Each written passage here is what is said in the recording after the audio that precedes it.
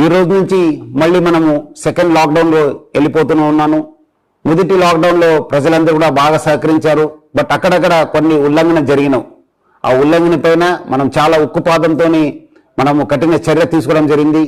బయట వస్తే అది కూడా మీరు 3 కిలోమీటర్స్ బయటకు వస్తే మీ పైన కేసు కావడం జరుగుతుంది. ఆల్రెడీ ఇప్పుడు మా దగ్గర దాదాపు 500 కేసెస్ కట్టడం జరిగింది. దాదాపు 10,000 వెహికల్స్ ని సీజ్ చేయడం జరిగింది.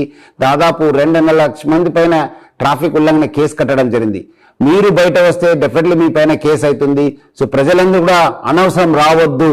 ప్రజలందరూ కూడా కోరుతున్నాను, మీ మంచి కోసం ఇంట్లో ఉండండి.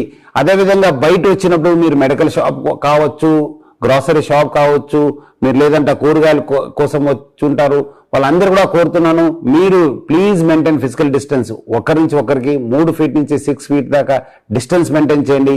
ఇప్పుడు దాకా కరోనా వైరస్ కి ఎటువంటి సొల్యూషన్ లేదు. సో ఆ సొల్యూషన్ ఒకటే ఒకటి ఉంది, మన చేతిలో ఉంది, అది కూడా ఫిజికల్ డిస్టెన్స్. అదేవిధంగా ప్రజలను కూడా కోరుతున్నాను, ముఖ్యంగా షాప్ ఓనర్స్ కి ఎవరు సోషల్ డిస్టెన్సింగ్ కానీ ఫిజికల్ డిస్టెన్సింగ్ మెయింటైన్ చేయరు, ఎక్కడ గుమిగూడతారు, ఆ షాప్ పైన కూడా నేను కేసు కట్టడం జరుగుతుంది. ఆల్రెడీ కొన్ని చోట్ల కట్టాను. ఇంకా నెక్స్ట్ టైం అది ఎపిడమిక్స్ యాక్ట్ 1897 కింద కూడా నేను సీజ్ చేయడం జరుగుతుంది. ప్రజలందరూ కూడా చట్టంను తన పని చేయాల్సిన పరిస్థితి తీసుకురావద్దని చెప్పి కోరుతూ ప్రజలందరూ కూడా సహకరించాలి. మీకోసము మనము పోలీసు, డాక్టర్స్, పారిశుద్ధ కార్మికులు, రెవెన్యూ స్టాఫ్, మున్సిపల్ స్టాఫ్ మీ అందరి కోసం బయట పనిచేస్తుంటే మా కోసం మీరందరూ ఇంట్లో ఉండండి, మనకు కోఆపరేట్ చేయడం చెప్పి నేను మరీ కోరుతున్నాను.